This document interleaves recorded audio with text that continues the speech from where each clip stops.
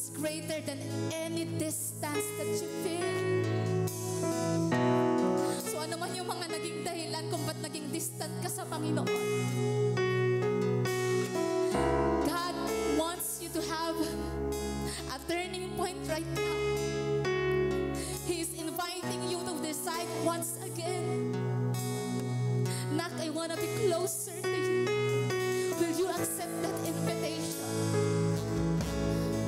Come on, if you want to be closer to God, can you raise your hand and say, Lord, I want to be closer.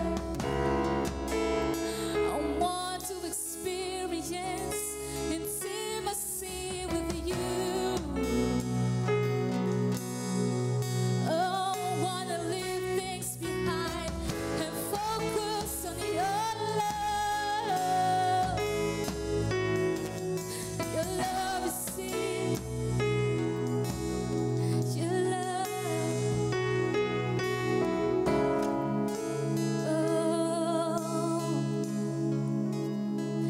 Oh, your love is greater than my past, greater than any mistakes. So pull me a little closer, take me a little deeper. I wanna know your heart. I wanna know your heart. 'Cause your love is so much sweeter than anything I've tasted. I wanna know your. Pull me a little closer. So pull me a little closer. Wanna sing that to God? This is the cry of my heart. I wanna know your heart.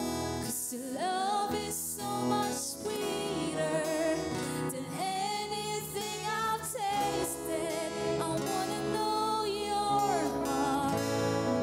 I wanna know your heart. I wanna know your heart, Lord.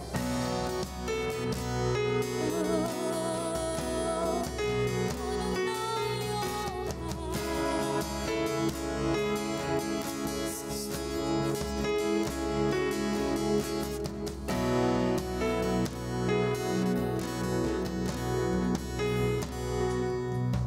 Your love has ravished my heart and taken me over, taken me over. And all I want is to be with you forever. With you. Come on, sing that one more time. Your love has ravished. Your love has ravished my heart and taken me over, taken me over. And all I want is to be with you forever, with you forever.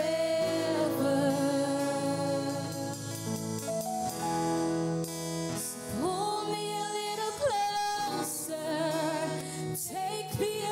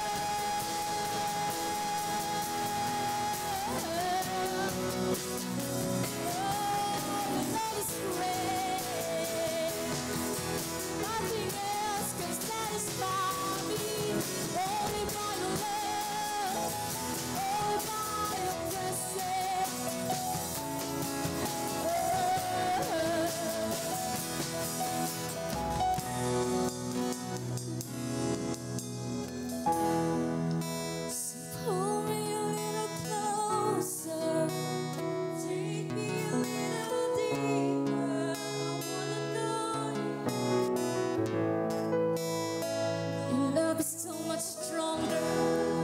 'Cause your love is so much stronger than anything I've tasted. I wanna know your love. Pull me a little closer. Pull me a little closer. Be a little deeper. A little deeper. I wanna know your love is so much stronger. Love is so much stronger than anything I've tasted. I wanna know your love so deep, it's washing over me. Your face is all I seek.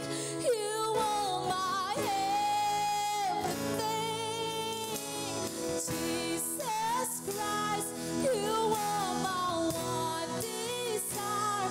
Lord, hear my only cry to know you well. My love, your love so deep, it's washing over me. Your face is all I see. Lord, you are my everything. Oh, we call out to the powerful name, Jesus. Jesus Christ, you are my one desire. Lord, hear my only cry. Come on, we sing the great love of Jesus. Your love so deep, your love so deep, it's washing over me. Your face is all I see. You are my everything. Jesus Christ, you are my one desire. Lord, hear my only cry to know you well. So pull me a little closer. Take me a little deeper. I wanna know your heart. I wanna know. Love is so much stronger than anything I've tasted. I wanna know your heart. I wanna know your heart.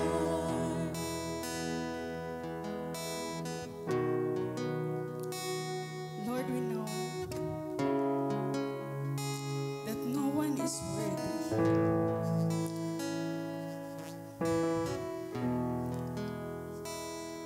No one is worthy to get near or closer to you. Dahil ikaw ay holy. You are holy, Lord. And who are we? Ikaw ay banal, Panginoon. Our life is miserable, sinking deep to darkness. But you have broken the great divide so we can cross over from darkness to light. Only because of your deep love for us. Lord, we are not worthy to praise and worship you because of our sins.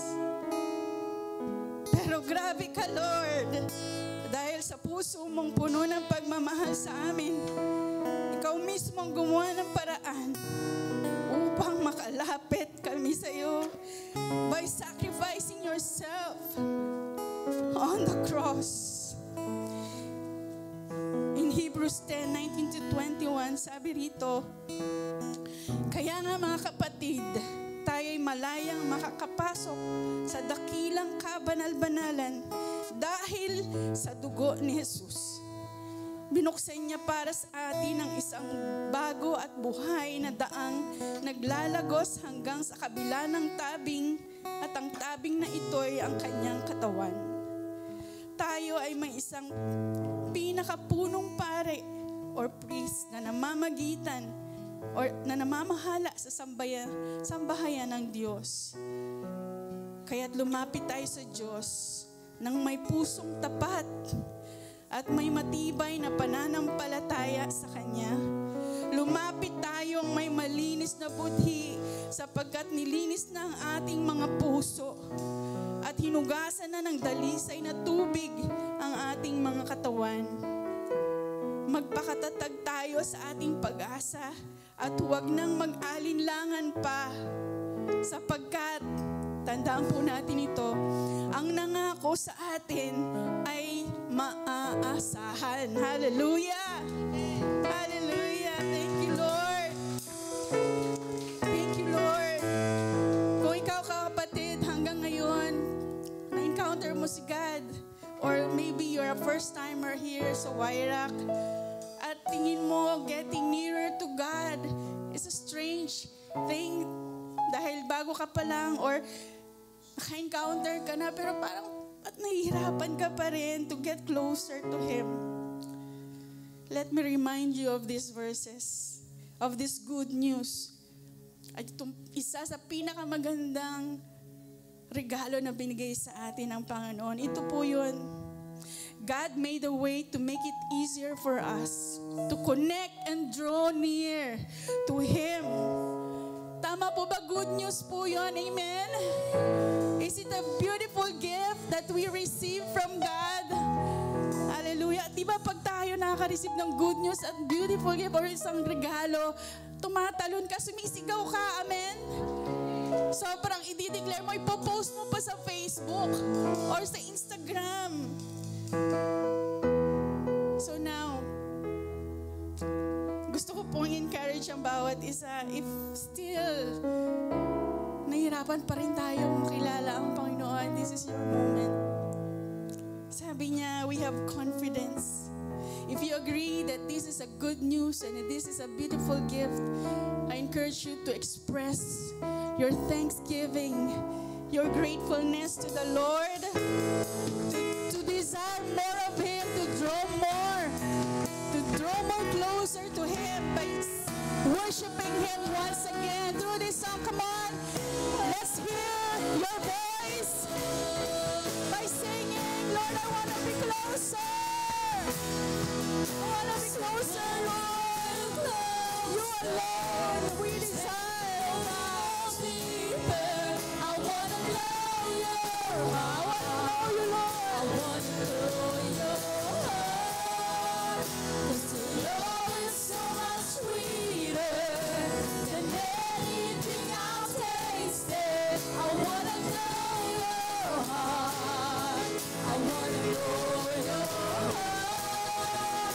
So pull me a little closer. Take me a little deeper. I want to know your heart. I want to know your heart. 'Cause your love is so much sweeter than anything I've tasted. I want to know your heart. I want to know your heart. Hallelujah, Lord. Sobrang grabe ka magmahal sa amin, Lord. Sino ba kami? Marumi, magulo ang buhay.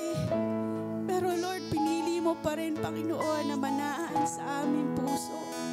Thank you, Jesus. Thank you, Lord, for the great news and precious gift and the privilege to worship you, the great and almighty God, the immeasurable, unchangeable, omnipotent God who created the universe and very holy, ay piniling tumira sa maliit at maduming puso namin dahil mahal mo kami.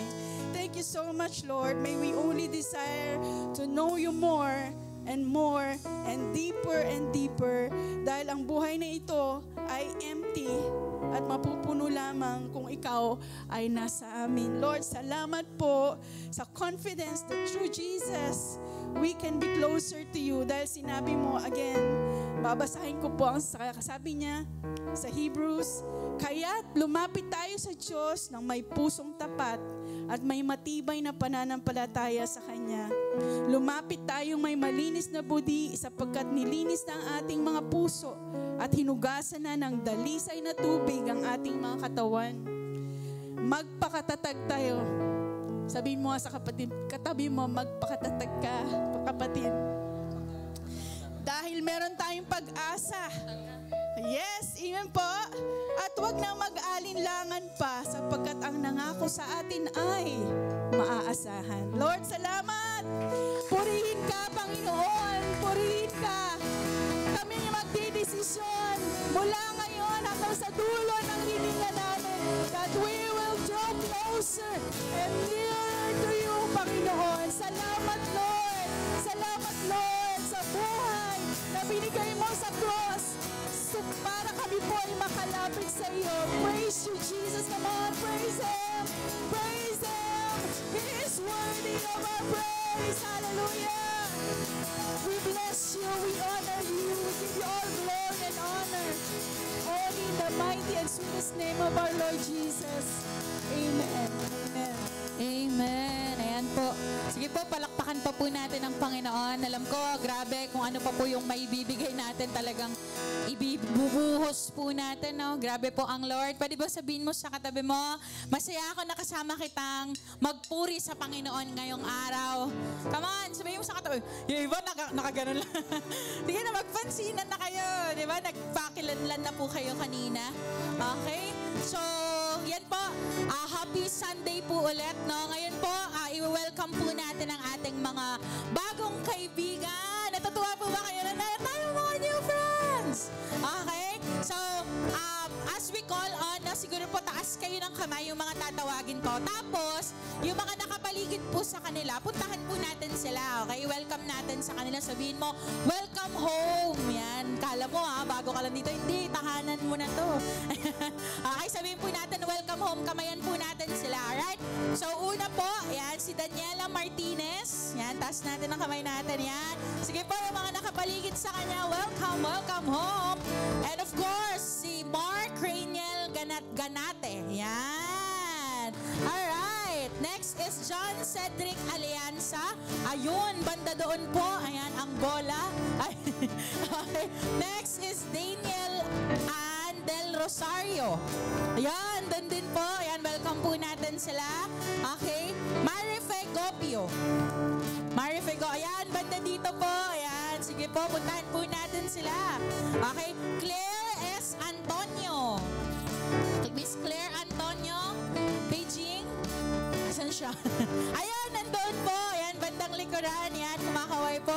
Sige po, welcome po natin sila, Way Rockers, yung mga na malapit po dyan. Okay? Next is Maria Cassandra Aguila. Maria Cassandra Aguila. Where are you po? Ayan, nasa po siya. Ayan, nandito din po. Ayan, kamayan din po natin sila. Siya, ayan. Next po is Eunice Somalde. Ayun, banda dito. Parang kompleto po tayo sa lahat po ng linya. Okay? Next is Rosalinda Wahe. Ayun, bandang likuran po. Ayan, sige po, kamayan po natin sila dyan, Y Rockers. Next is Yolanda Cruz. Ayun, bandang likod din po. Okay, palakpakan naman po natin ang Lord. Yan, meron po tayo mga new friends, no? Every Sunday po, we are gathering dito po sa same na lugar na ito, 1 p.m. So, yung mga new friends po natin, ako, we really want po na magkita-kita po ulit tayo next week. Tama ba yun, My Rockers? Yan, okay? So, welcome home po sa inyong lahat. So, ako, alam ko po, excited na po ang lahat. Tama po ba ako? Sino po dyan, talagang alam, dito excited na sa word for today? Sino dito excited na para sa teatro? Eh, mas malakas yung niya sa teatro. Yari kayo kay dance. Okay. Pero announcement lang din po before po tayo mag-proceed, no, sa atin pong mga agenda pa. Si Remark pala to.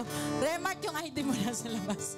Pinapa-announce yan. Yung wallet mo po ay naiwan mo po sa labas. Ayan. So, claim mo na lang po doon. Ayan. So, nako, napaka-excited na po natin. Tama ba ako sa hapon po na ito? So, syempre hindi ko na po pa tatagalin pa. Ayan, bibigay ko na po kayo sa atin pong speaker for this day. Okay? None other than our Bishop John. Pero before that, of course, ang ating inihintay-hintay. Okay, let us watch this video.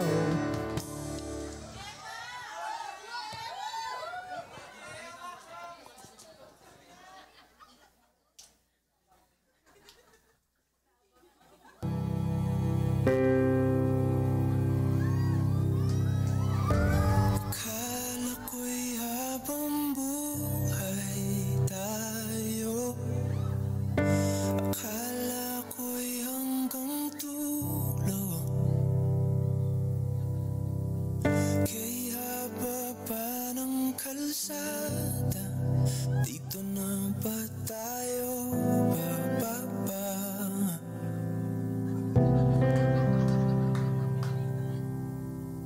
Kung ganito na nga bang usapan,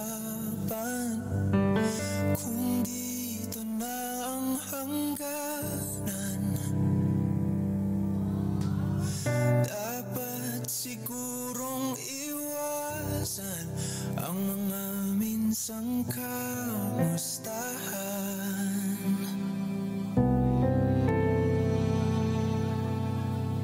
Mga nakasanayan dapat nang kalimutan upang di tayo magkasakitan.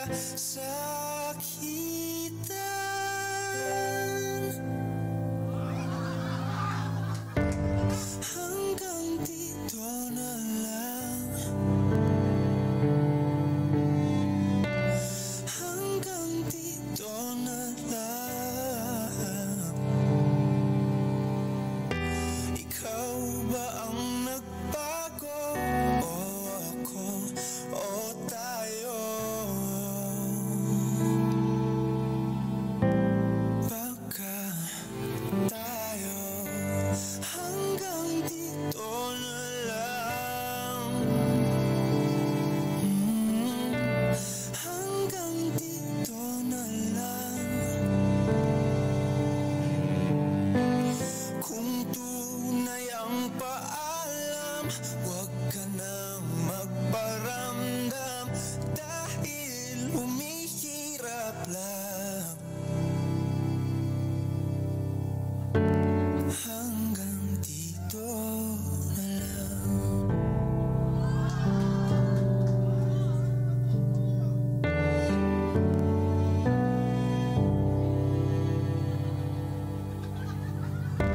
Akala ko'y habang buhay ang awit.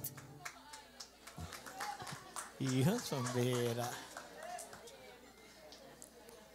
Ilabas na nga yan si Emma tsaka si Jim na yan. Nasaan na ba yan? Puri. Alright, nako na. Meron tayo ano rito, may teleserye tayo rito.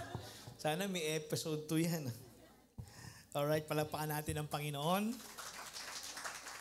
Yan, nako, tingnan natin next week anong mangyayari sa kanilang pag-iibigan. Pero ngayon, pag-ibig pa rin ang ating pag-uusapan. Yun, sabihin mo sa katabi mo, tingnan mo yung katabi mo, sabihin mo, hindi ka man kaibig-ibig.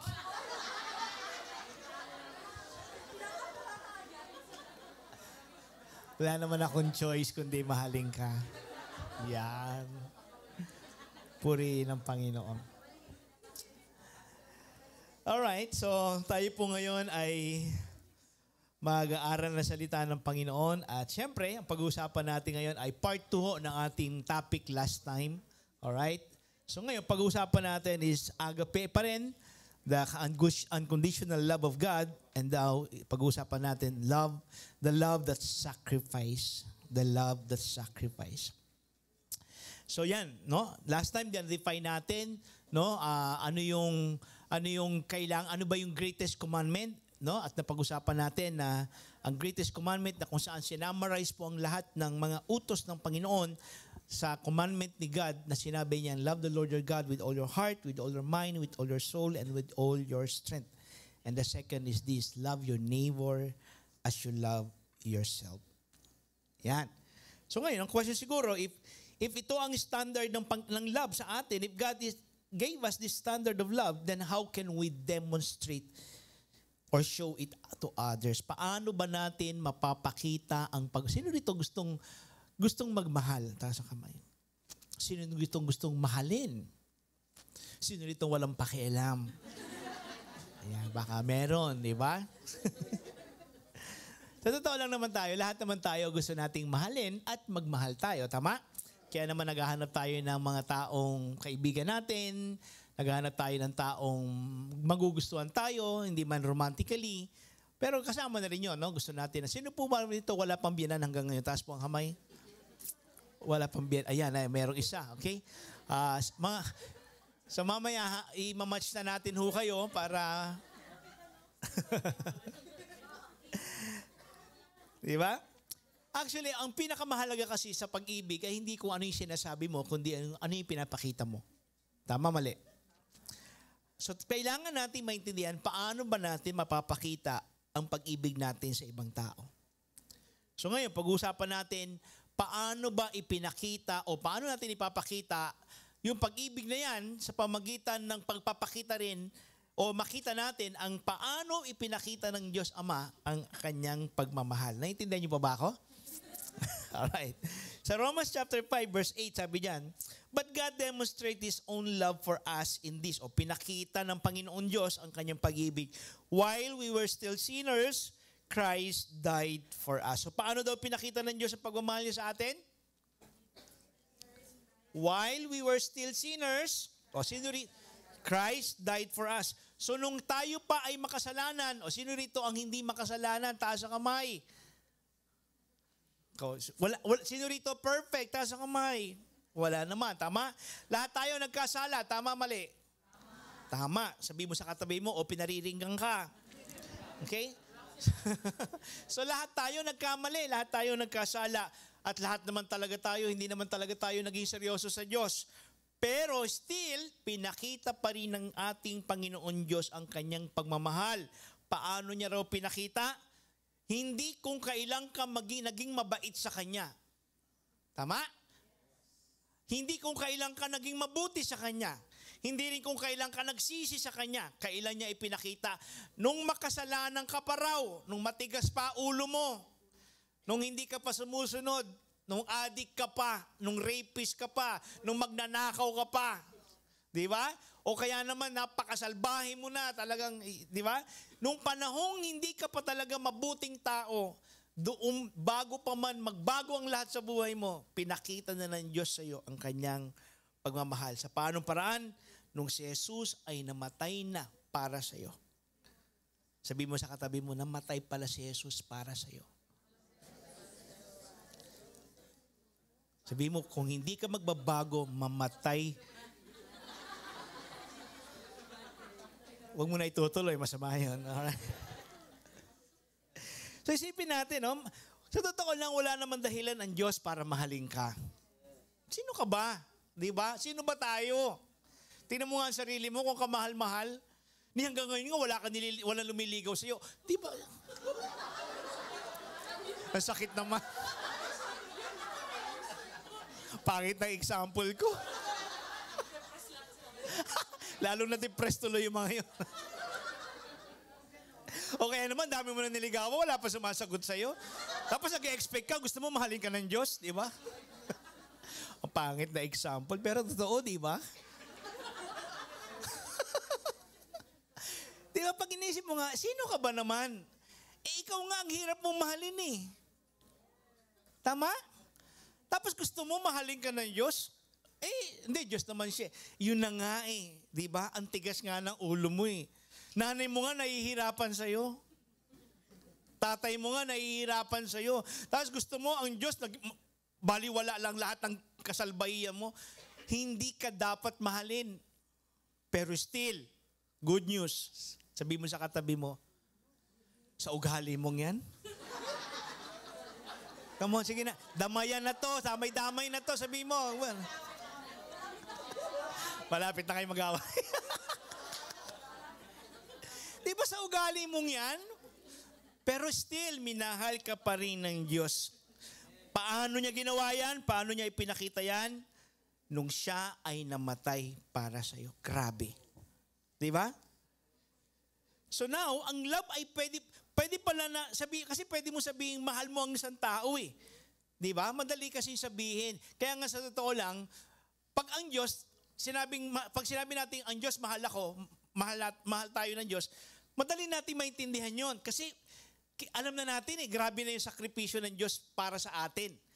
Pero para tayo, sabihin natin mahal natin ang ating kapwa, yan, nako, pambihira. Di ba? Parang, paano nga ba? Madaling sabihin, pero mahirap ipakita. Mahirap i-demonstrate. Di ba? Madali kasi sabihin, mahal ko kayo. Pero hanggang doon lang.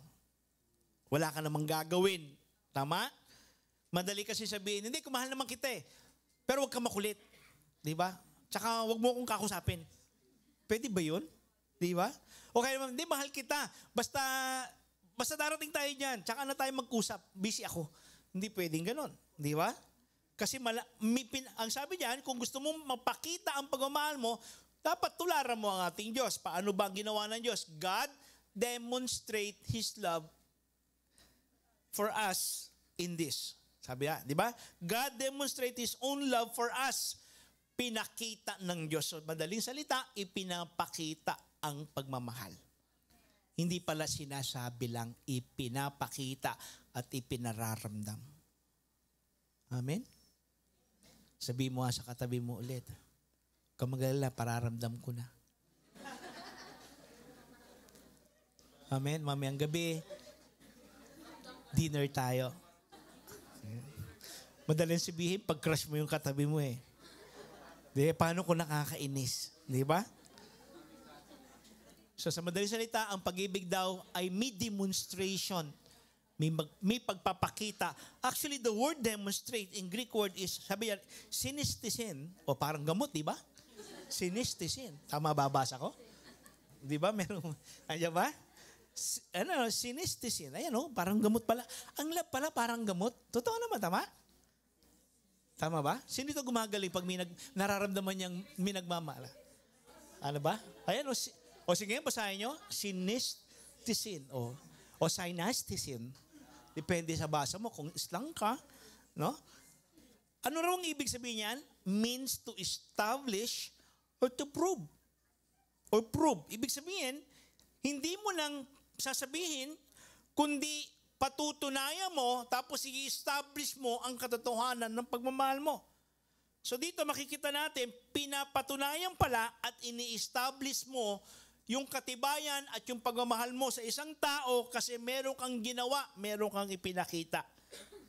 Ganon din ang ginawa ng Diyos, ipinakita niya ang pagmamahal niya sa atin sa pamagitan ng pagbibigay niya ng kanyang kaisa-isang anak.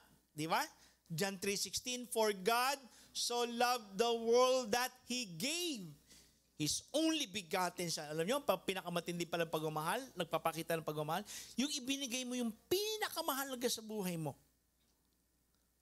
Hello? So the ultimate demonstration of love is sacrifice. Sabihin niyo, sacrifice. Alam niyo sa mag-asawa, talagang kailangan mo yan. Kailangan mo yan. Di ba? Hindi, minaalala ako, may pumasok sa isip kayo. Pasensya na kayo. Di ba? Nakakalungkot kasi nakakabalita tayo ngayon ng mga dating pag-ibig na ipinaglaban dahil pumatol ka sa isang or isang na surfer lang. Diba? Nang naghahalit ang nanay mo, tinalikuran ang iyong career, ang iyong pagiging artista. Diba? O parang alam niya na sinasabi ko, diba? O.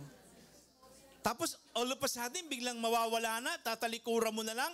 Diba? Alam mo, madali kasi sabihin nyo sacrifice pag mahal mo ang isang tao. Magsasacrifice ka eh, tama? Pero alam mo ba na ang sacrifice pala, ang pagmamahal, kasama yung sacrifice ng mga bagay na gustong-gusto mong gawin pero hindi mo pwedeng gawin. Kasi mahal mo ang isang tao, tama? O halimbawa, ako, katulad ko, mahal na mahal ko ang misis ko. Mahal ko. Pero kailangan kong i-sacrifice yung mga desire ko. Tama? Kasi bakit? Kasi kung desire ko lang ang iiral, ay, ang dami maganda dyan. Uy, desire ko to, desire ko to. Eh kung lahat yung pagbibigyan ko, eh di gulo ng buhay ko, gulo ng buhay namin. Tama? O di sacrifice ko yung desire ko. Tumigil ka dyan. Desire na yan. Maganda. Walang maganda sa'yo kundi misis mo lang. Tama? Sacrifice yun.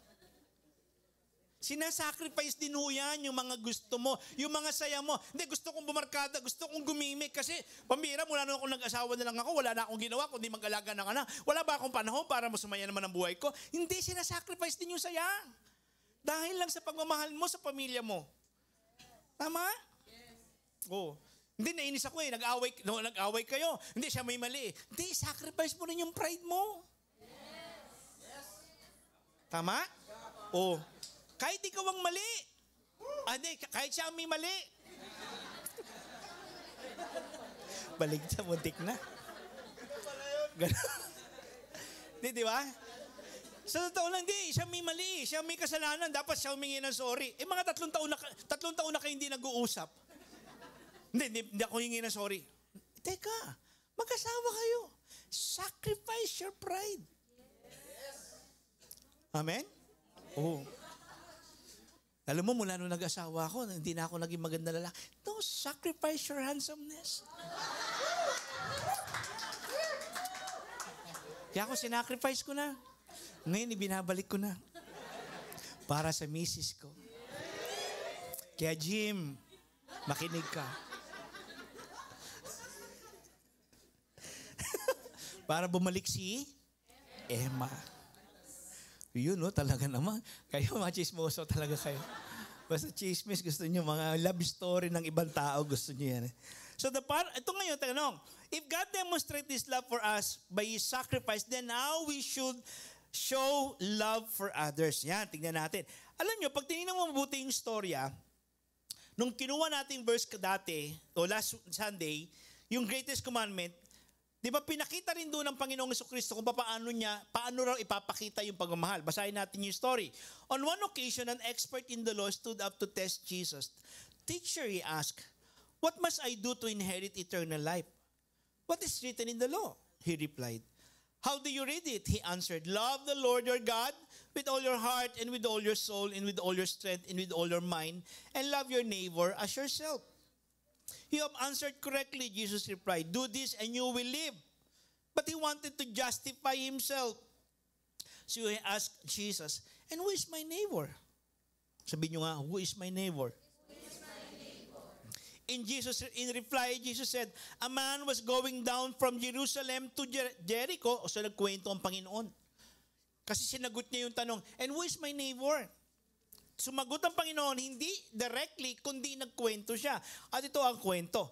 A man was going down from Jerusalem to Jericho when he was attacked by robbers. They stripped him of his clothes, beat him, and went away, leaving him half dead. Ninakawan, binugbog, at iniwang halos patay na yung lalaki. A priest happened to be going down the same road, and when he saw the man, he passed by on the other side. Ba, pambihira? Merong pare na nakakita, nung makita yung lalaki na halos patay na, aba, imbis na tulungan, umiwas at dumaan sa kabilang side. Ganun din, sabi niya, so too, a Levite, when he came to the place and saw him, passed by on the other side. Ba, nakita niya yung, meron ulit sa Levita naman. Aba, yung pare pumunta sa kanan, aba siya naman pumunta sa kaliwa. Di ba? So, imbis na tulungan ng dalawang religious leader na to, imbis na tulungan, iniwasan. Pero, verse 33, but a Samaritan, as he traveled, came where the man was, and when he saw him, he took pity on him. Naawa itong Samaritan. He went to him and bandaged his wounds, pouring on oil and wine. Then he put the man on his own donkey, brought him to an inn, and took care of him.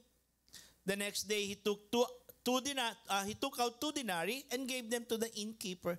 Look after him, he said, and when I return, I will reimburse you for any extra expense you may have.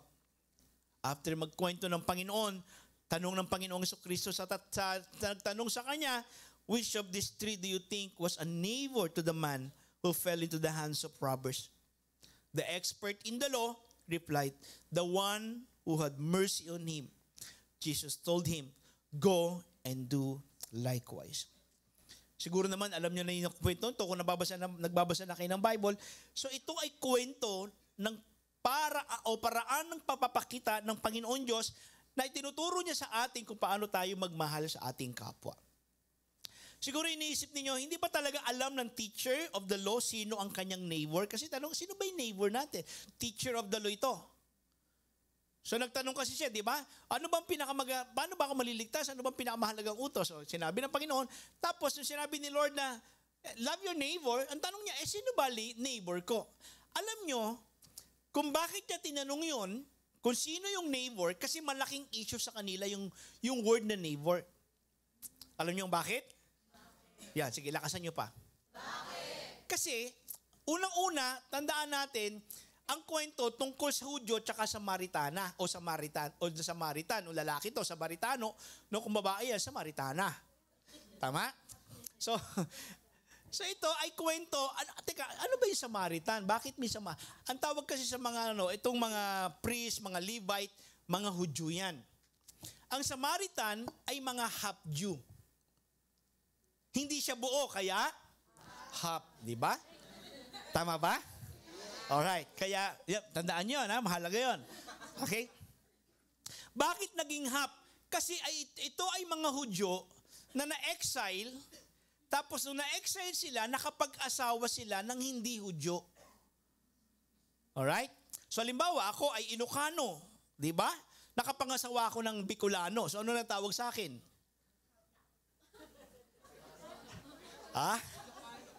Pilipino. Alam mo, Hindi. Huwag nyo na, ginugulo nyo lang eh.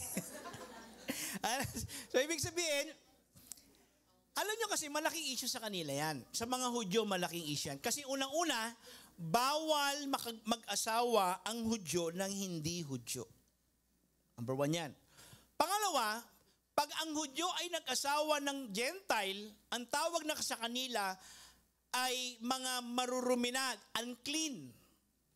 Actually, ang tawag sa kanila ay aso, dog. Kaya merong isang istorya sa Bible na merong isang Syrophoenician na humihingi ng tulong kay Jesus Christ. Sabi ng Panginoong Jesucristo, hindi pwedeng ipakain ang laman o ang pagkain ng may-ari o ng anak sa aso. Sabi niya ganun. Diba? So ang tawag ng mga Hudyo sa mga Samaritan ay aso. Unclean sila, hindi sila pwedeng magmingle. So meron silang racial divide. Meron silang pag-aaway na. So hindi sila na magkasundo. So ito ngayon ang problema. Sa madaling salita, itong mga Hudyo, issue sa kanila pag ang pinag-uusapan neighbor. Kasi para sa kanila, ang neighbor lang nila ay ang mga kapwa nila Hudyo, hindi kasama ang Samaritan. Maliwanag? Kaya para sa kanila, ang mga Samaritana, Samaritano, hindi man sila man ay half Jew, hindi pa rin sa kanila neighbor yon. Kaya ang example ng Panginoon sa kanila ay kwento ng isang Hudyo na ninakawan, binugbog at iniwang halos patay, pero instead ang tumulong ay isang Samaritan. Nandiyan mo ba kayo? So katulad ng teacher of the law, kadalasan ganito rin ang attitude natin, di ba? Kasi yung dalawang religious leader na Hudyo, instead na tulungan, hindi tinulungan, iniwasan pa. Di ba? Alam mo ba, sa totoo lang, ito pang problema. Bakit hindi tinulungan ng dalawang religious leader yung kapwa nila Hudyo? Alam niyo bakit? Sige, lakasan niyo. Tanong niyo sa akin. Yung una, tandaan natin, yung ninakawan, Hudyo yun, hindi Samaritano. Ngayon ang question, kung Hudyo yun, dapat tinulungan nila kasi neighbor talaga nila yon. Pero hindi nila tinulungan. Alam niyo bakit? Kasi half-dead na. Sa Hudyo kasi, meron silang ceremonial law na hindi ka pwedeng humawak ng patay. Hindi ka pwedeng humawak ng patay. Lalo na kung ikaw ay pare o kaya isa kang Levita, temple servant ka. Kasi pag ikaw ay Levita o temple servant ka or priest ka, humawak ka ng patay, nagiging unclean ka. At kailangan, mag-isolate ka muna, kung hindi ako nagkakamali, 7 days yata or 21 days. Tama ba ako? 7? 7 days. Ibig sabihin, for 7 days, hindi ka pa pwedeng pumasok sa temple, hindi ka rin pwedeng pumasok sa Jerusalem. Mag-isolate ka. Para sa kanila, hindi nila pwedeng gawin yun kasi busy sila sa church. Busy sila sa church. Hello? So para hawakan nila yon, naku, hirap na, baka abutan pa sa akin yan, baka mamatay pa yan habang tinutulungan ko. Naku, marurumian ako, hindi ako makakapasok sa temple. Hayaan na natin yan, mamamatay na rin yan. Kaya itong Samaritan, nakita, ito ang tumulong ngayon sa kanya. So lumalabas, minsan tayo, tutulong lang tayo sa mga taong sigurong pwede pang tulungan o hindi tayo marurumihan. O kaya naman, di ba, yung malalapit lang sa atin. Ano nyo ba? Mapapansin mo, sa greatest commandment, ang sinabi ni Lord, love the Lord your God with all your heart. Tama? At yung second, ano yung second? Love your neighbor. Napansin nyo bang hindi sinabi ni Lord, love your family? Saan sa Bible inutos ng Diyos na love your family? Sige nga, hanapin nyo. Iskan nyo sa buong Bible. Meron ba sinabi sa Bible na love your wife? O love your family? Wala. Ang sinabi lang, respect your parents. Honor your parents. Bakit? Kasi normal na ho sa ating mahalin ang ating pamilya. Hindi na ho kailangan iutos sa atin yan. Kasi naturally, mahal na natin sila. At naturally, gagawa na natin paraan para tulungan sila. Kahit salbahin ka pa sa magulang mo, eventually, pag ang issue na, pag kailangan na ng magulang mo, eventually, papakita mo pa rin yung pagmamahal mo sa kanya. Ang wala lang sa'yo, respeto, tsaka wala lang honor, tsaka yung submission mo sa parents mo, may problema ka. Pero pag issue ng pagmamahal, hindi, meron ka na nun. Ang hindi natin kayang gawin ay magmahal ng kapwa-tao natin. Kaya pala sinabi ni Lord, love your neighbor. Hello? So ngayon, madali kasing mahalin ang kamag-anak natin, pamilya natin, o kaya kaibigan na lang natin. Madali na silang mahalin kasi kaibigan na natin sila. Kaya pala, ang pinag-usapan dito ng pagmamahal daw ay pagmamahal sa neighbor natin. At ngayon, pinag-usapan nila, sino ba ang neighbor? Number 1, tandaan natin to. So paano natin ipapakita ang pag-ibig natin? The Samaritan demonstrated this love for his enemy. Paano? By going beyond his own boundaries. Sa totoo lang, pinakamalakas manlait, bully, ay yung mga Hudyo. Hindi yung Samaritan. Di ba tandaan niyo yung kwento ng the Samaritan woman? Di ba? Nag-iigib mag-isa yung babae. Tapos dumating si Jesus, diba? Tapos nakipag-usap si Jesus sa babae. Sabi ng babae, teka po, bakit ka nakikipag-usap sa akin? Samaritana ako, Hudyo ka. So ibig sabihin, alam na nila, pag Hudyo, bakit ka makikipag-usap sa akin? Alam namin marumi kami sa iyong paningin. So, nabubuli itong mga Samaritan na to. So kung meron mang panahong paghihigante, itong Samaritan na ito, ay Hudyo yan. Yan, buti sa'yo, pamatay ka na. Di ba? May ganun ba dapat? Hindi, ang ginawa niya, pambihira, tinulungan niya. Amen? May kausap pa ba ako rito? Tinulungan niya. Instead na layuan niya, pambihira, pinuntahan niya, nilagyan niya ng langis, nilinis ang sugat, nilagyan ng bandage, nilagay sa kanyang asno, tapos nilagay sa isang hotel or sa isang inn, tapos binayaran yung innkeeper, ito pera ha, asikasuhin mo to kasi kailangan ko rin umalis, pero asikasuhin mo yan. Gastusan mo, kung kukulangin yan, naku, abunuhan mo muna, pagbalik ko, bibigay ko sa'yo. Pambihirang pagmamahal yun. Amen? Dapat ganyan din tayo. Hindi natin iniisip kung sila man ay kaaway natin. Teka, baka sabihin nyo, pastor, paano naman yung mga gumawa ng kasalanan sa atin sa church? Hindi, may ibang usapan yan. May ibang panuntunan ng Panginoong Hesus sa ganyan. Pero normally sa lahat ng tao na hindi pa natin kilala, inuutusan tayong mahalin sila. Amen? Ngayon, hindi ito madali sa totoo lang.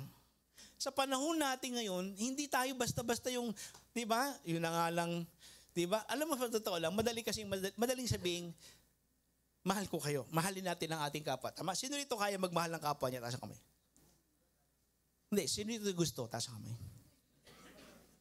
Baguhin ko. Sino rito yung gustong sumunod na mahalin ang kanyang kapwa? Sino itong gustong subukang mahalin ang kanyang kapwa? O kita nyo, nahihirapan kayo? Ano pa kaya yung tulungan siya? Diba? O ito mas magandang tanong. Anong mas madali? Humanap ng taong naghihirap na, wala makain, tapos kunin natin sila, dalhin natin sa bahay. Or Kung mausap ng tao at ipakilala si Jesus sa kanila para maranasan nilang pagmamahal ng Diyos, alisan madalawa ang madali. Yung pangalawa, tama?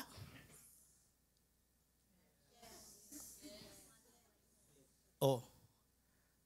So ang problema natin sa totoo lang, nahihirapan natin gawin tong love your neighbor. Iyon na nga lang makipag-usap sa kapwa natin, sa mga kapwa natin na hindi natin kilala, hirap na hirap tayong gawin eh. O sige nga, dito na lang sa Wyrack, dito na lang. Ilan dito, pag nakita mo, lahat, alam mo, Wyracker naman. Pero alam mo, nakita mo, nakasalubong mo, binati mo ba?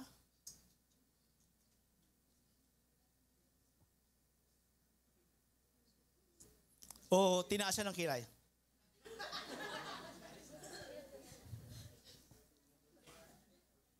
Paano pa kaya tumulong? Di ba? Paano nga magmamahal ng ibang tao kung dito pa lang suplado ka na? Tama, mali?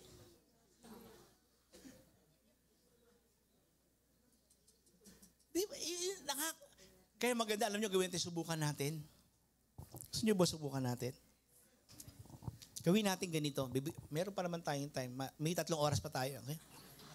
Gagawin natin ganito. Kasi bago tayo pumunta dun sa pagtulong sa kapwa natin na, alam mo yun, yung mamamatay na, kailangan ng tulungan, di ba? Kailangan mag-abono tayo ng malaking pera. Kasi ano na yun eh, parang medyo extreme na yun eh, tama? Pero why not simulan natin dun sa batiin natin yung hindi natin kilala, makipagkaibigan tayo. Kasi baka naman, hindi nga siya physically, kumbaga hindi siya physically wounded, pero pambihira, ang dami pala niyang problema sa buhay. Na-depressed na pala siya, na sobrang lungkot niya, na gusto na magpakamatay, pero nakangiti. Diba? Maraming ganyan eh. Akala mo masaya, akala mo okay siya, pero sa totoo lang, hindi pala. Naghahanap siya ng taong kakausap sa kanya, na at least baka pwedeng makatulungan siya at makaunseling siya o kaya makaramdam lang na accepted siya. Pero tayong lahat, suplado.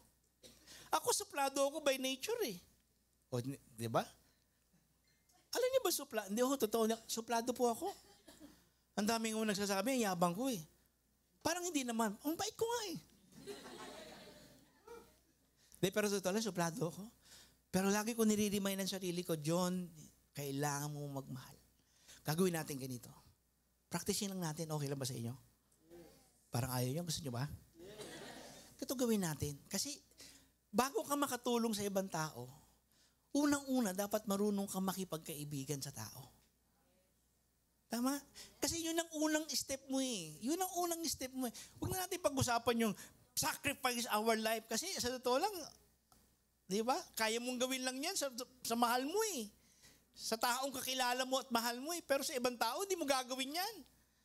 Pero ang sinabi ng Panginoon sa atin, kailangan yung kaaway pala natin o yung hindi natin kasundo, o kaya naman wag na lang yung hindi kasundo, yung hindi natin kakilala, pansinin natin, tulungan natin, baka may problema pala, di ba? Tapos, mag-sacrifice tayo ng ating pera, oras, di ba? O kaya pagmamahal natin. Gawin natin, practicein natin ngayon. Gusto niyo ba yan? Tanong sa akin, paano? Gagawin, bibigyan ko kayo ng time. Mga 7 minutes. 1 minute kada isang tao. Hahanap kayo ng hindi nyo talaga kakilala. Hindi nyo talaga kakilala rito. Tapos tanong mo lang, anong name mo? Tapos, kumusta ka? Diba? Pwede, sabihin mo lang ito, pwede ba mula ngayon, dahil ngayon lang tayo nagbatian talaga, pwede ba next time pag nakita tayo, mag-usap tayo? Pwede ba yon? Ito lang ang may gusto. 3 lang kausap ko. Pwede ba yon? Tatayo tayo lahat. Humanap ka ng 7 taong hindi mo kilala. Hindi mo kilala. Hindi mo ka-life group. As in bago lang. Tanungin mo, anong pangalan mo? Kumusta ka? Pwede ba tayo magkikwentuhan? Next time magkita tayo. Come on, go, go. Hindi nyo kilala. Alright, game. Sige nga, ikaw nga. Halika. Anong pangalan ng 7 nakilala mo? Actually, ilaw po talaga. Hindi 7, o sige, ilan? O, pakinggan natin. Di ko po maalala yung pangalan niya. Anong name mo na? Nakalimutan. Si Jerlyn po, si Kian, si Jillian. Tapos, wala na po yan. Wala na iba.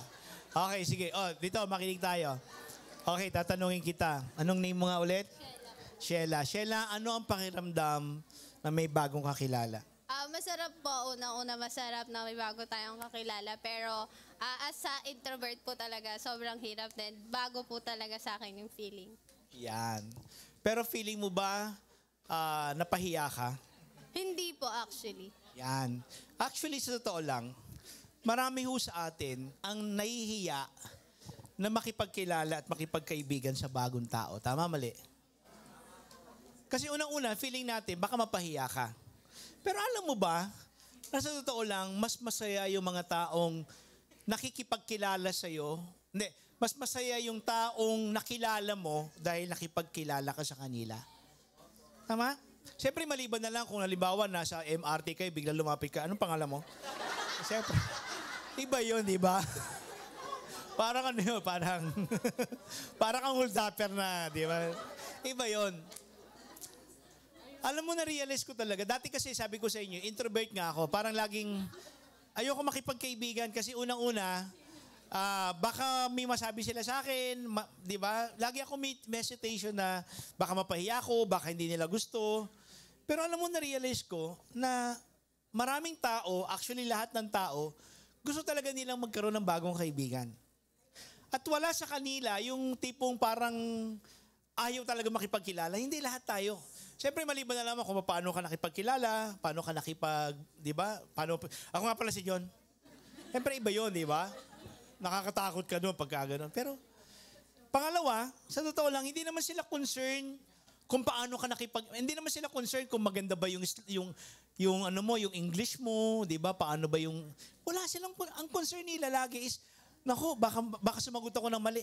So, madaling salita, yung insecurities natin, sa totoo lang, mutual lang. Pero pagka nagbigay ka na ng panahon at nag-step out ka na sa comfort zone mo, actually, natutuwa yung tao. Tama ba, mali? So, pwede ba? Unang step ho yan natin kung paano ho natin mapapakita ang pagmamahal natin sa ibang tao. Makipagkaibigan, makipagkilala. Tama? Iwasan natin, di ba?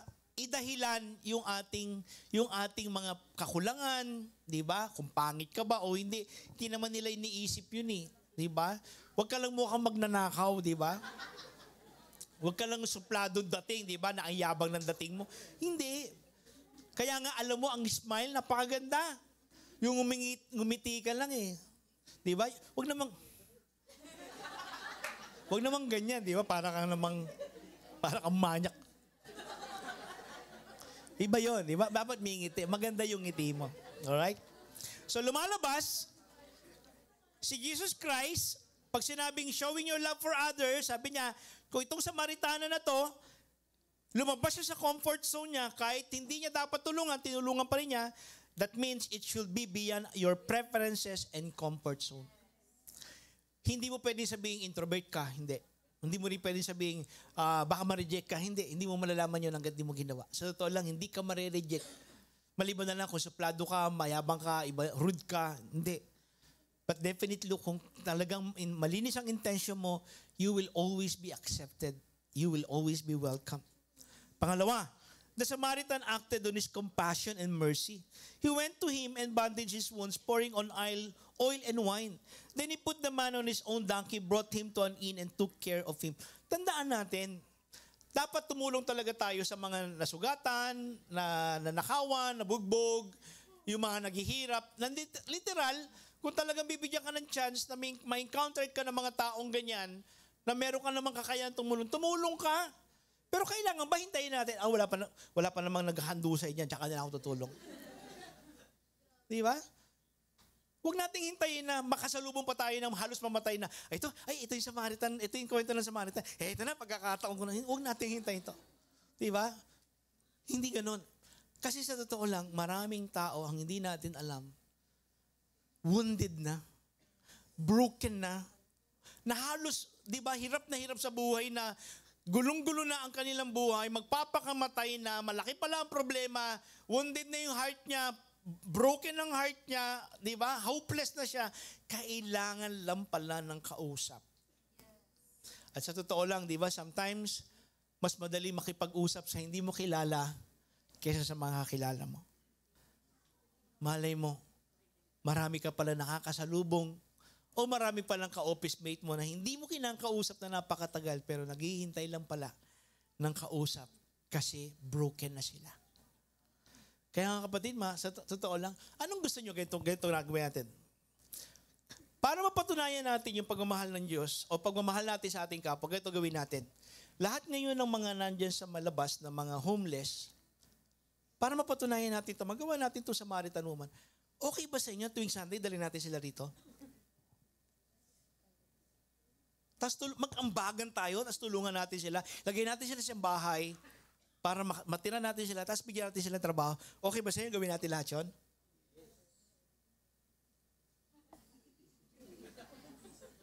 Ambagan tayo, ha? Si Adrian, nag-yes? Diba? Sa totoo lang, mahirap naman eh, tama? Pwede natin gawin, pero hindi madali. Ito, bakit to kaya nyo na?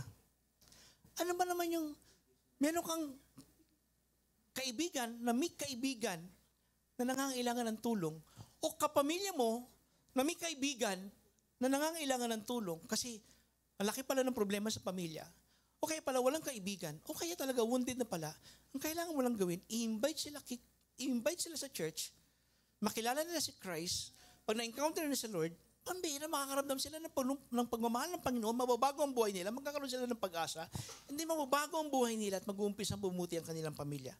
Ano mas madali? Kumuha ng homeless o mag-invite ng tao? Ba't hindi natin magawa? Kaya ngayon mga kapatid, ganito gawin natin. Every Sunday, mangungulit na kami sa inyo. Invite your family, invite your friends. Subukan nyo lang, baka magulat ka, biglang may umuo sa'yo. Kaya alam mo, sino ito, first time, yung new friends namin dito, amen, taas ang kamay. Taas ang kamay, new friends, taas ang kamay. Taas ang kamay. Yan, ang tingin nila, yung nag-invite sa'yo, ang tingin, mamamatay ka na. Kaya ka in-invite.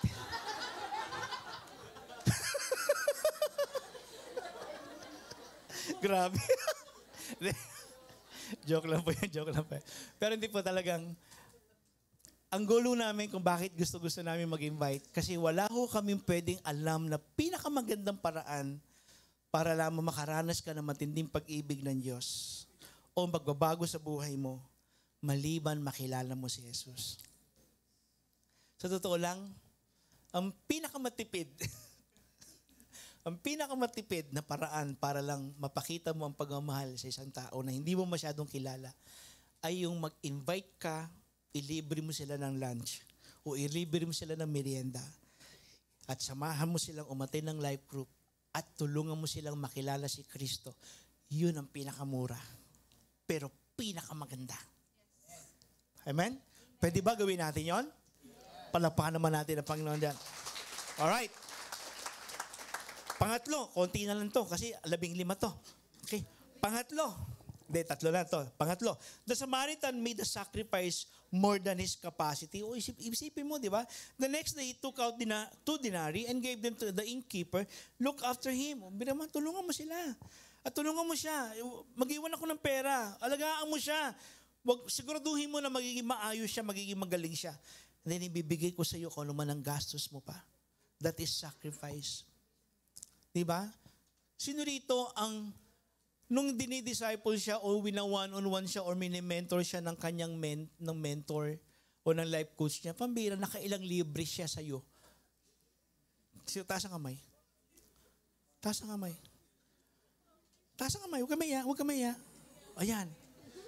Kapatid, tanong mo na kasi kompleto resibo niyan. Tanong mo na magkano na ba ginastos mo? Ibabalik ko sa'yo, sabi mo. May reimbursement pala. O, ayan. Naranasan mo na pagmamahal ng Diyos. O, pwede ko bang i-reimburse sa'yo lahat? Eto, ginastos ko sa'yo eh.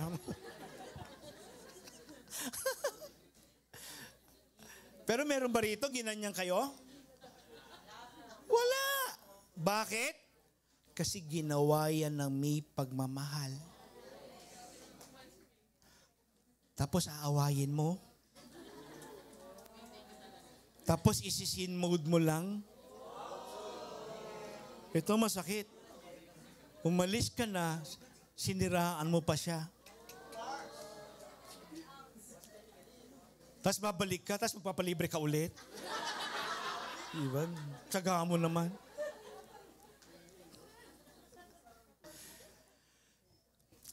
Alam niyo mga Wayrockers, I'm so happy kasi lahat po kayo natutuhong magsakripisyo para sa tao.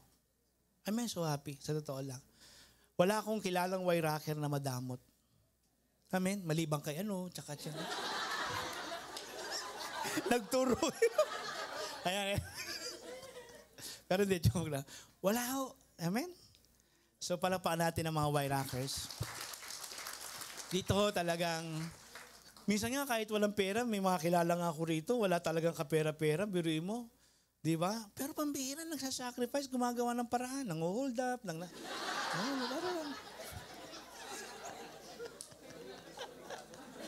Pinoy no hold up, yung life group leader, tay, may invite ako, wala akong panlibre, bigyan mo naman, na-hold up yung life group leader.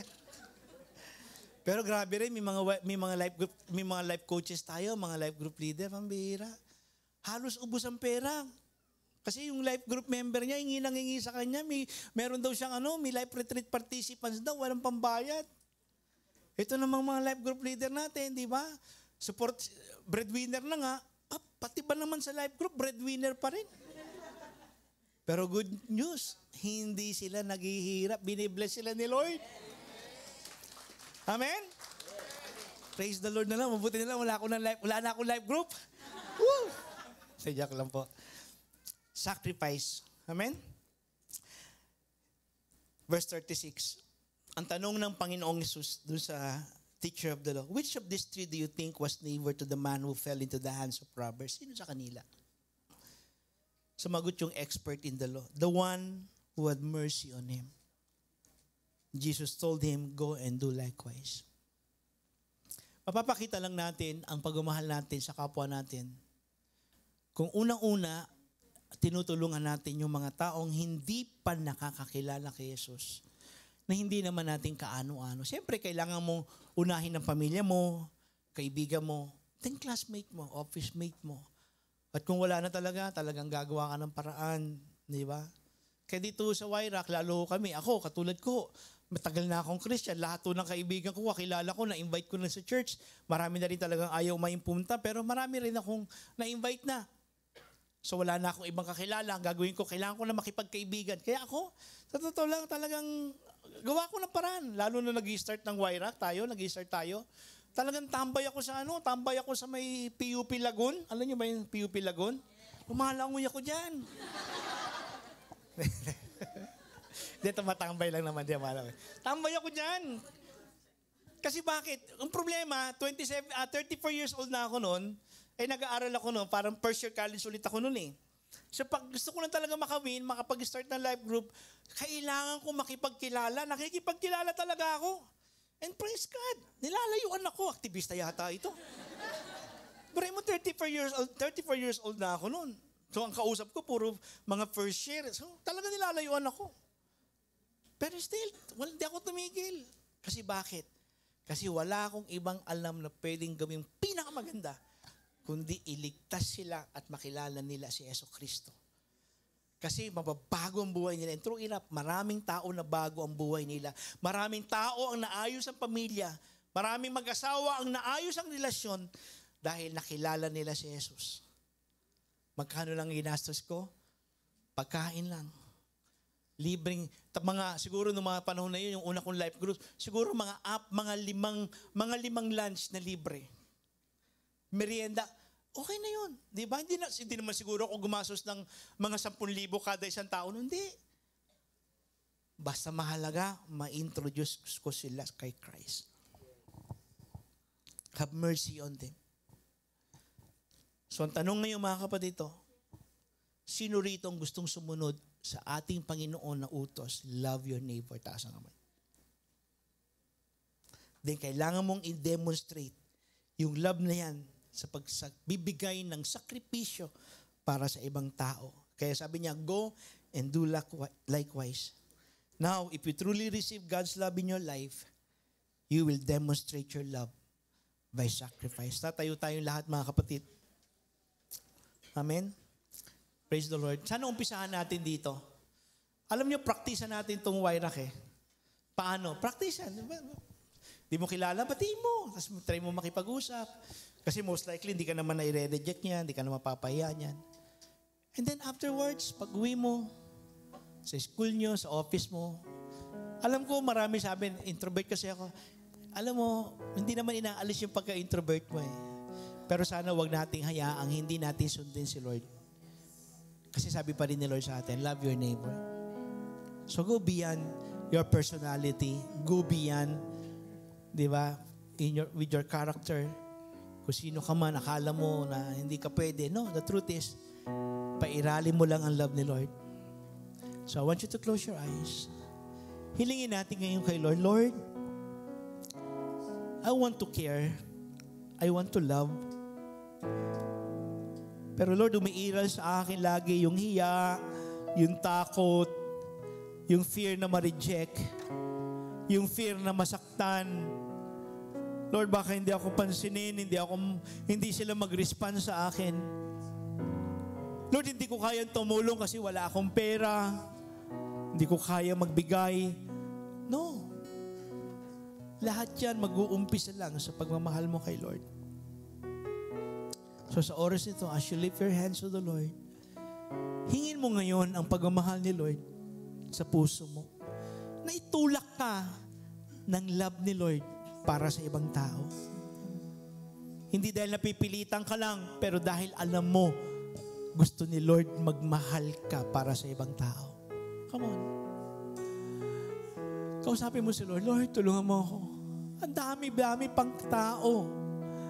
Kaibigan ko, classmate ko, they need you, Lord. Baka hindi namin alam broken sila. Hindi namin alam suicidal na pala sila. Hindi namin alam, Panginoon, ang gulo pala ng pamilya nila. Hindi namin alam, magpapakamatay na pala sila. Kailangan nila ikaw. So Lord, I want to care, Lord. I want to go. Lord, we need your grace and mercy. Namaningin natin ang grace ni Lord. We need to pray like never before. We need the power of your Holy Spirit to open heaven's door. Spirit, touch your church, steer the hearts of men, revive us, Lord, with your passion once again. I want to care for others like Jesus cares for me. Let your rain fall upon me. Spirit, touch your church and steer the hearts of men. Revive us, Lord, with your passion once again. I want to care for others like Jesus cares for me. Let your rain fall upon me. Sa totoo lang, mahirap magmahal kung ikaw mismo kulang ng pagmamahal. So sa oras na ito, kung alam mo parang may kulang pa rin sa iyo, kaya ka nahihirapang magmahal, buksan mo ang puso mo, mananalangin tayo, at sasabihin natin kayo, Lord, punuin mo ang puso ko ng pagmamahal mo. Let your love flow in the name of Jesus, God. Punuin mo ang pagmamahal ng bawat isa sa amin. Totoo, Panginoon, hindi kami minahal ng mga taong supposed to be mahalin kami. Hindi kami nakaranas ng pagmamahal ng magulang, ng isang totoong magulang. Hindi kami nakaranas ng isang pagmamahal ng isang kapatid o kaibigan. O maaaring nasaktan kami. Kaya minsan tumigil na rin kaming magmahal. Lord, sa oras pong ito, hinihiling ko sa iyo, punuin mo kami ng pagmamahal. Fill me with your love, Father, so that we can love other people, Lord God. Fill me with your love. One more time, let us sing this song. Spirit, touch your church, still the hearts of men. Revive us, Lord, with your passion once again. I want to live for others like Jesus cares for me. Let your rain fall. For the last time. Spirit, touch your church. Still the hearts of men. Revive us, Lord, with your passion once again. I want to live for others like Jesus cares for me. Let your rain fall upon me. Let your rain. Let your rain. Let your rain, Lord. Fall upon me. Let your rain fall upon me. Father, we love you. We love you so much. We thank you, Lord, in Jesus' name. Amen. Palapakan natin ang Panginoon. Sabihin mo sa apat na tao, kanan, kaliwa, harap, likod mo, sabihin mo, tara, magmahal tayo ng tao. Come on. God bless you po. Yeah, sige po, pwede pang magsabi sa inyong mga kaibigan at katabi, mahal kita sa love ni Lord. Kasi sa totoo lang, kung sa sarili mong pagmamahal, hindi mo kaya. Di ba po? Hindi natin kaya. Ayan. Nako, salamat po, Bishop John, sa iyong powerful word. May ginon. Okay. Konting konting notes na para ma-recall natin yung yung senior sa atin ni Bishop John. Sabi nga doon sa ating verse na binigay nung una-una, sabi ron, while we were still sinners, Christ died for us. Ang greatest expression or demonstration of love is to give or sacrifice our life. Ipinapakita raw ang pagmamahal, hindi pala tinatago. Noon, walang secret love, di ba? Tsaka, naisip ko tuloy, paano yung walang label? Hindi rin pala dapat ganun. Kasi nga hindi tinatago. Pag nagmamahal ka, talagang sinashout out yan. Pinangangalandakan, pinupost kumbaga. Loud and proud. Pinakikita mo talaga siya. Ibigay daw. Sabi pa nga kanina ni Bishop John, ibigay ang pinakamahalaga sa'yo. Yun yung tinatawag na sacrifice. Hindi pala tayo nagmamahal unless sinasacrifice mo ang ano or sino ang pinakamahalaga sa'yo. Nagawa na ba natin yon? Na meron kang isang bagay na napakahalaga sa'yo. Pero kasi, dahil mahal mo yung tao na yun, sige na nga, give up ko na lang. O kaya mahal na mahal mo siya. Kaya lang maling tao siya. Oh. Sorry na. Kailangan eh. Kasi hindi ka raw pala talaga nagmamahal kung hindi mo sinasacrifice yung pinakamahalaga sa'yo. Okay? Tapos yung kanina example, yung Samaritan. Sabi doon, love your neighbor or yung Good Samaritan nga. Ibig sabihin pala yung enemy. Kaya pala sinabi rin ng Bible, love your enemy. Diba? Kaya nga, doon sa pinakita ng Good Samaritan, lumampas siya sa boundary niya, sa capacity niya, kung ano yung kaya niyang gawin, nilagpasan niya. Yun pala talaga yung tunay na pagmamahal. Okay? Kaya nga, sabi din, Huwag na natin daw intayin naman na katulad nung Hudyo na nag-aagaw buhay. Huwag na natin intayin, no? Na merong ganong sitwasyon bago natin ay pakita yung pagmamahal natin. Simplihan na lang natin. Huwag tayong mag-extreme muna bago gawin yon. Katulad ko nga, parang tinamaan din ako kasi introvert ako eh. Talagang para po sa akin, hirap na hirap po akong makipag. Alam mo, sabi nga kanina pa, simplihan natin by being what? Friendly. Iwin natin yung mga taong alam natin na kailangan nila si Lord. At minsan, you have to get out or break your shell. Na hindi ko mo dapat gawing excuse na hindi, mahihain ako eh. Introvert ako, ganyan. Hindi po. Ang Kristiyano po ay talagang lumalabas sa kanyang shell kasi nga si Lord ginawa niya lahat para ikaw masave ka. Ikaw din, no? Pakita mo din. So, mapapakita daw natin ang love natin. Una, pag nag-win tayo ng mga taong may kailangan pa kay Jesus. Pero lahat ng ito, mahirap itong gawin if our heart is not filled with God's love muna. Kailangan makilala mo muna yung source of love, syempre.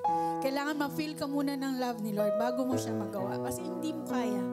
Hindi ko kaya. Hindi talaga. Aminado tayo niyan. Alright, so, we'll proceed. This time, gusto ko pong i-share ang 2 Chronicles 16:9. Yan, gusto ko lang pong pag-usapan natin ng verse na to. Sabi rito, pwede po bang basahin natin lahat? 1, 2, 3, go!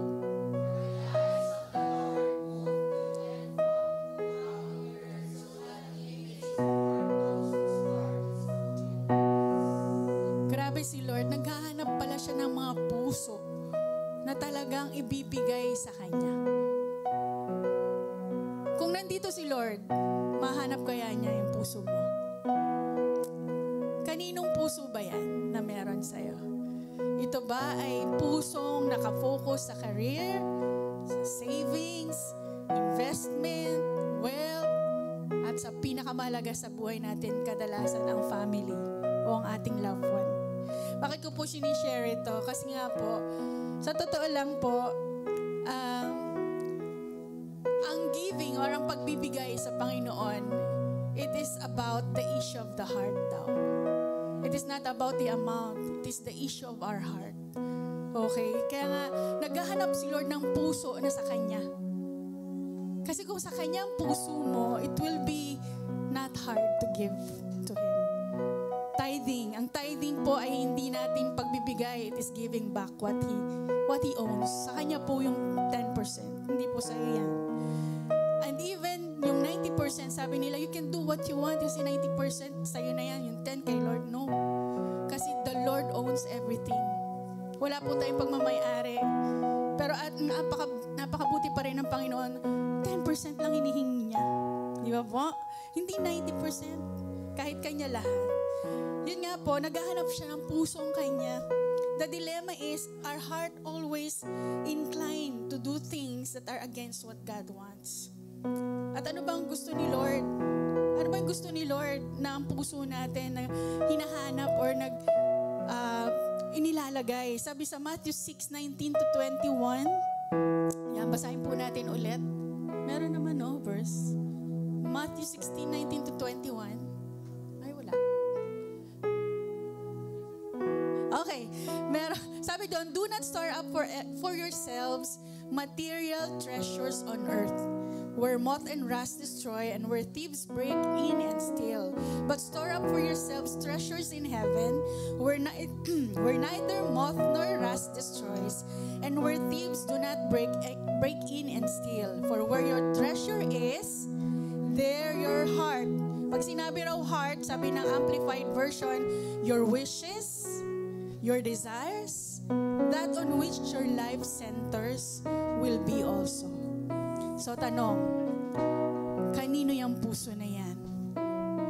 Saan mo nilalagak? Saan mo ini-invest? Saan siya nakasentro ngayon? Pagdating sa usapang pagbibigay, saan nakafocus yan? Career, family, needs, pangpapaganda? And yun. Anong gusto ni Lord sa verse? Ang gusto niya, God God wants us to desire or to center our heart into treasures in heaven, not on the material things daw po. So ano po yung material, what are those treasures in heaven? Ito po yung God's kingdom. Ito pong ginagawa natin yan. It's part of God's kingdom. His righteousness. What is righteousness? Doing what is right. Doing what is right. And kingdom building. Ayan, alam po natin na ito pong ginagawa natin. We're building kingdoms. We have missions. Pupunta tayo sa ibang lugar so that many people will know and love and serve God at ma-experience nila ang love ni Lord. Pero to be able to give, meron po tayong gustong gawin ngayon. Gusto kong gawin natin ngayon. Let us admit na kailangan natin ng heart surgery. Do you agree? Kasi ang hirap po eh. Ang puso po natin may problema talaga. Can we pray? Can we pray? Let's pray. Let's allow God to have a heart surgery for us, that we will be able to really give what He deserves. Lord, You alone deserves our heart, but it is full of sins. But we praise You, Lord, because You alone also is the only one who can change our sinful, selfish, and greedy heart. We pray that You change our heart that centers and desires Your treasures in heaven more than anything and anybody in our life. That this heart of ours will desire to give, to win more souls, to provide the needs of Your church and Your workers, and to be a channel of blessings, not only in monetary basis, but through the life You transformed by Your love and Your grace. Lord, we receive and we thank You for this heart transformation today, that it will be obedient to what Your heart desires also. In Jesus' name we pray. Amen. And with this, I encourage everyone to give for the Lord. Amen? Because He is worthy of everything that we have. Ayan. And while we are giving, pwede po nating tingnan as a reference ang ating screens. Isa lang po pala yan. Screens, marami. Nandiyan po yung mga pamamaraan, how we can give. Meron po tayong online, meron po tayong physical. Ayan, you can go to our basket or lagayan po para sa envelopes po natin. We have online, yan, BPI, para po sa ating tithes and offering, mission fund, and first fruits sa BDO. Yan po ang ating mga pwedeng pamamaraan to give. Okay, sige po, wag po tayo magmadali kasi God deserves what we have. Everything that we have is His. Okay, wala po tayong pagmamayari. Alright? At syempre, wag po natin kalimutan, no? Malapit na po tayong mag-send out sa pamilyang Victorino. Naku, mamimiss po namin sila. Kasi po, ipapadala po natin sila sa Negros. Alright, sila Pastora Joy and Pastora Monty.